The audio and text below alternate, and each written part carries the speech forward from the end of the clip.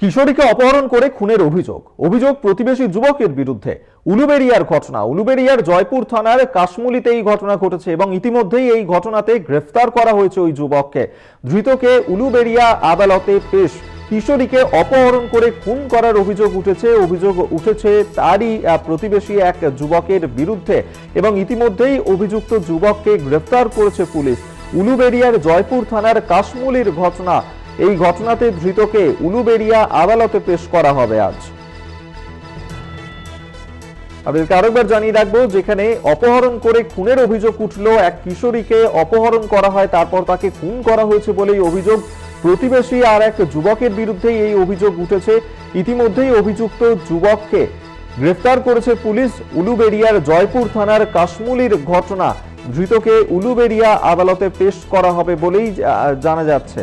উলুবেড়িয়ার জয়পুর থানার কাশমুলিতে সেখানেই এক কিশোরীকে অপহরণ করে খুন করার অভিযোগ উঠল প্রতিবেশী এক যুবকের বিরুদ্ধে।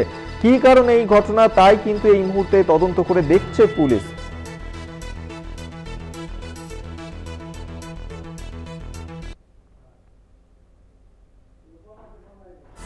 এই মুহূর্তে আমাদের সঙ্গে টেলিফোনে রয়েছেন প্রতিনিধি রূপম। রূপম, ঠিক কি ঘটনা ঘটেছে, কেন এই ধরনের ঘটনা, এখনো পর্যন্ত পুলিশ কি মনে করছে?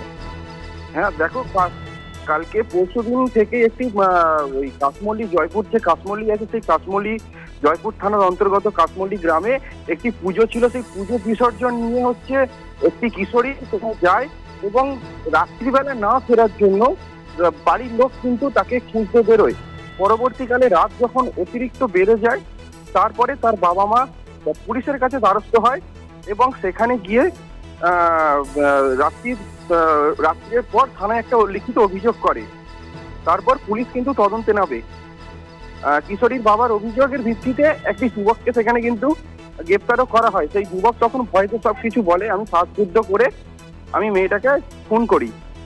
কিন্তু কেন সেই ঘটনা ঘটালো এখনো পর্যন্ত কিন্তু সেই ঘটনা কিন্তু পরিপ্রেক্ষিতে কিছু বোঝা যাচ্ছে না কোন কি জিনিসটা হয়েছে। তবে পুলিশ কিন্তু জয়পুর থানার পুলিশ কিন্তু এটা কিন্তু তদন্তে নেমেছে।